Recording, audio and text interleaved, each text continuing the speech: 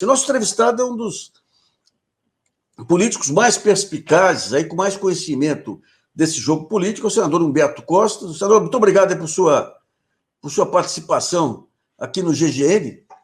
A gente queria entender um pouquinho o que ocorreu, né? Você sai a CPI, daí tem o telefonema do Bolsonaro pro Cajuru, o Cajuru faz aquele regabofe dele lá, e agora você tem essa ameaça dos governistas de criar uma CPI para governadores. Como é que vai? Qual é o desfecho que você vê nisso? Bem, primeiro uma alegria poder falar com você, acompanhar aí o GGN, e especialmente nesse momento difícil que nós estamos vivendo agora no nosso país, né?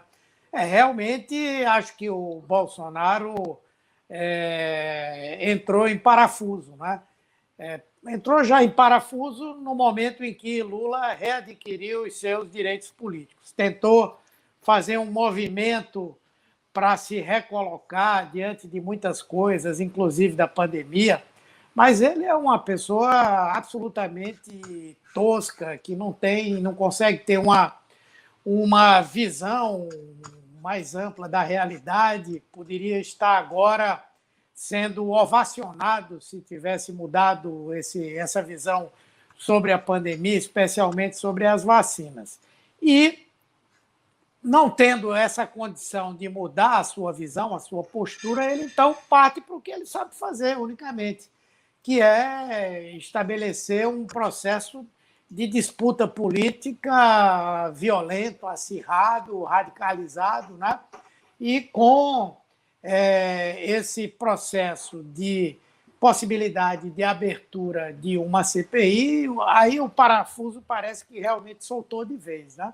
Ele tentou, num determinado momento, com a ajuda do presidente do Senado, o Rodrigo Pacheco, retirar assinaturas daquele pedido de CPI, não deu certo.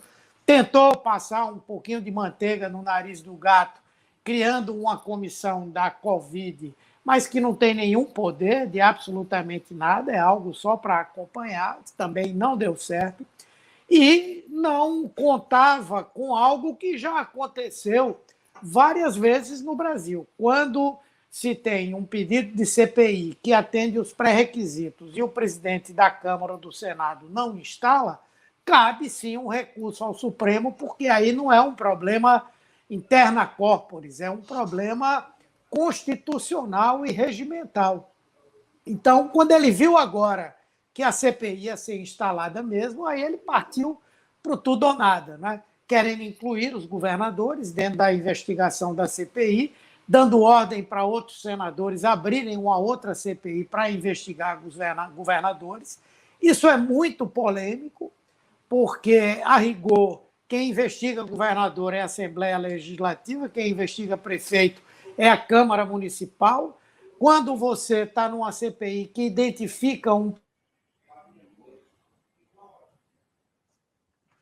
Opa, só um pouquinho que sumiu a voz aí, senador. Voltou. Porque está entrando de vez em quando alguém querendo ligar.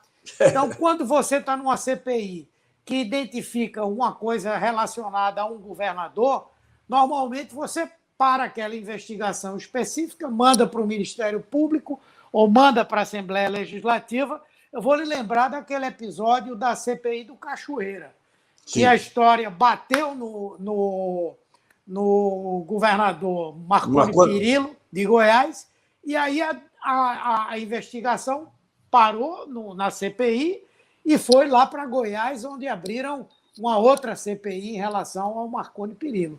Então, também não está muito claro que isso vai poder acontecer do jeito que ele está querendo, né? Então, é muito importante essa consulta que o Rodrigo Pacheco fez, a consultoria jurídica do Senado, para saber se existe essa possibilidade. Senão, essa segunda CPI não vai poder ser instalada. O senador, e como é que é a força e o poder de influência da bancada governista aí para atrapalhar a CPI? Ela vai conseguir levantar as informações que são necessárias aí para apurar as responsabilidades? Veja, eu acho muito difícil, né? Primeiro, nós vamos ter que ter essa definição, se haverá uma ou duas CPIs, não é? Uma para investigar os procedimentos de Bolsonaro e do governo, a outra para investigar como eles querem governadores e prefeitos. Essa é a primeira questão. A segunda questão é como eles vão se colocar diante dessa CPMI se ficar só uma, a primeira. Eu creio que ainda haverá uma tentativa de melar o jogo, vamos dizer vulgarmente, quando eles vão tentar adiar o funcionamento da CPI, alegando que, por conta da pandemia e do funcionamento remoto, não seria possível fazer CPI. E vão alegar, como um argumento paralelo importante, o fato de que, no presente momento, não há nenhuma comissão, nem permanente, nem provisória, temporária, a não ser aquelas que tratam de Covid, funcionando. Então, vai ser uma outra tentativa de adiar a instalação e o funcionamento dessa CPMI. E tem agora uma outra possibilidade. Eu não sei se você viu que agora na Câmara, o presidente da Câmara está falando em uma CPMI, ou seja, uma CPI que junta Câmara e Senado, uma CPI do Congresso. E aí eles vão, obviamente, botar todos os cães raivosos lá da Câmara e uma larga maioria para tentar impedir o funcionamento da CPMI.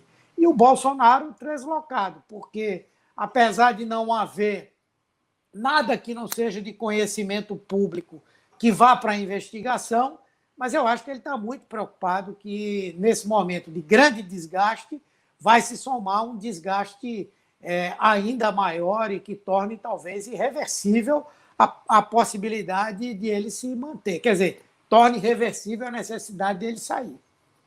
Tá. Porque aí, só para entender um pouquinho, mesmo que tenha maioria, você tem, digamos assim, as informações que podem chegar a público aí passam por muitos filtros, ou se tiver um ou dois senadores dispostos a levantar, eles conseguem levantar e divulgar. Veja, a questão concreta é que boa parte das coisas mais importantes exigem aprovação da maioria da CPI. Por exemplo, requerimentos para convocação, requerimentos para convite, pedidos de quebra de sigilo bancário, fiscal, telefônico, agora também virtual, né, digital, tudo isso exige realmente uma maioria. Além disso, o relator tem um grande poder. Ele, na prática, define a pauta, o que vai ser votado, o que não vai ser votado, assim como o presidente também tem uma incidência muito importante sobre a pauta, né?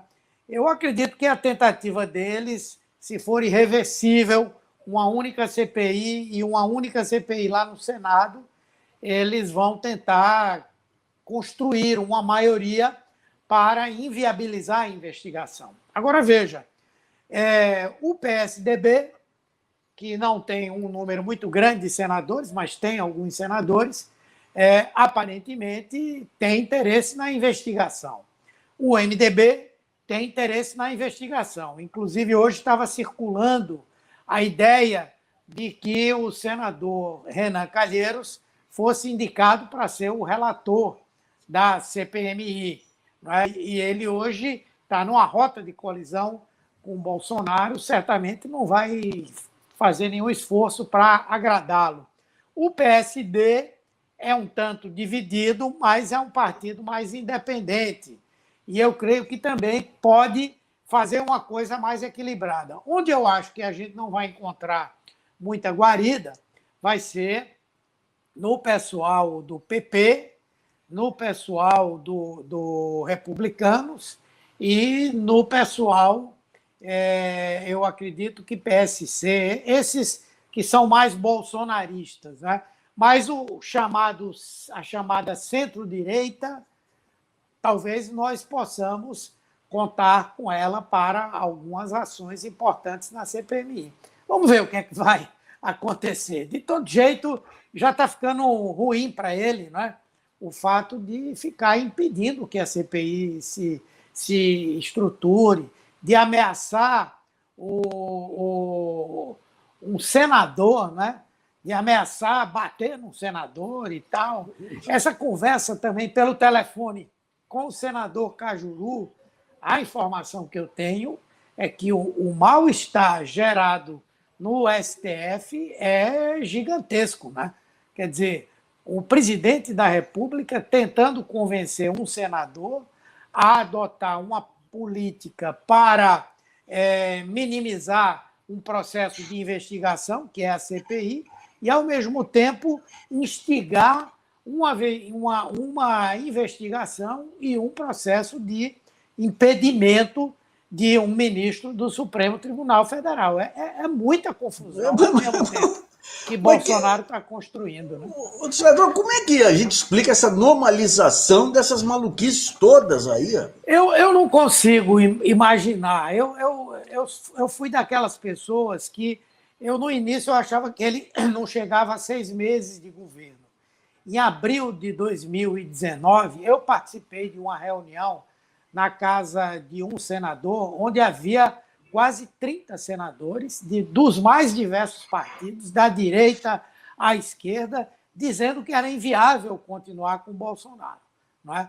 Foi naquele período que depois nós ficamos sabendo que os militares, os generais que estavam no governo, entraram em contato diretamente com o presidente supremo, à época, que era o Toffoli, para transmitir um recado a ele, para que ele transmitisse também ao Congresso de que eles não iriam tolerar a saída de Bolsonaro. E depois nós fomos vendo que o problema é que nós queremos utilizar uma racionalidade que não se aplica ao que está acontecendo hoje no Brasil. Não é? Você não consegue fazer com que as pessoas, um grupo de pessoas importantes, reflita, não é, sobre o que está ocorrendo e para onde esse pessoal está levando o Brasil. Não é? Então, depois eu procurei ler muito, ver um comparativo aí do que está acontecendo no mundo com outras lideranças esquisitas como essa. Depois a gente vai lá atrás para acompanhar o processo de formação do fascismo na Alemanha, na Itália. Aí você vai começando a entender um pouco essa coisa, mas na maior parte do tempo a gente não consegue entender qual é essa racionalidade ou essa irracionalidade, né, que move esse projeto. Né? Senador, muito obrigado aqui pelos seus esclarecimentos aqui, sempre perspicácia aí, com bela capacidade de observação. Um grande abraço aí, viu? Eu que agradeço, uma alegria muito grande falar com você, participar do seu programa. Um grande abraço. Um abraço, senador.